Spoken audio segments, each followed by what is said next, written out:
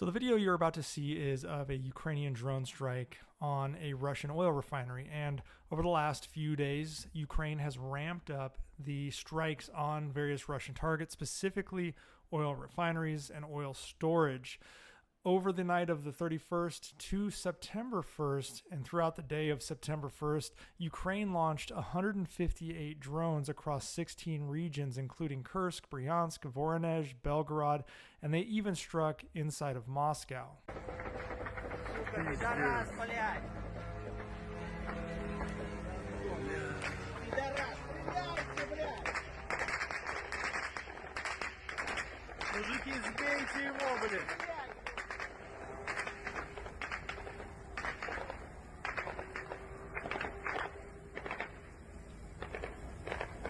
Да, это ПВО, они из автоматов что ли стреляют? Интересно.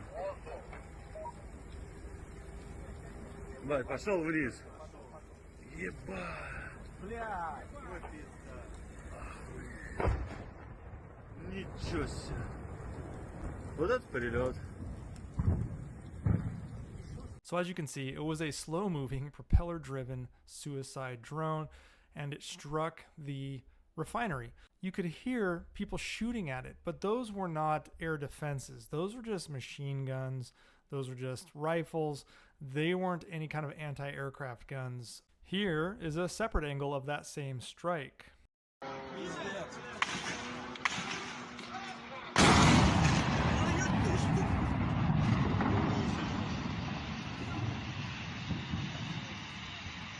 Here's the aftermath of a drone strike on a separate Russian facility that contained both storage and refining capacity. Obviously, it was a catastrophic loss here.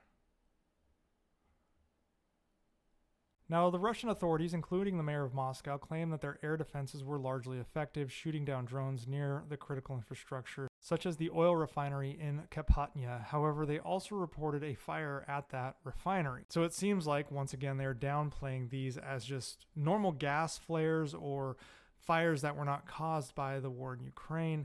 But here is where things get a bit interesting. Moscow isn't just a city as in the normal sense. It is surrounded by a ring of air defenses. It has some 22 S-300 and S-400 air defense systems. That is these green circles here. 22 of them encircling Moscow.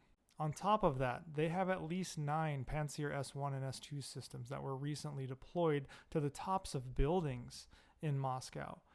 So my question is, it was a slow-moving drone. They're not using drones that are fast-moving. These aren't hypersonic missiles. These aren't ballistic missiles. These are slow-moving drones that are getting through Russia's air defenses, and I'm not sure entirely why. I mean, one of the attacks took place in Ljubrzha here, well within the ring of defenses that Russia has. Either there are some major gaps in Russia's air defenses here.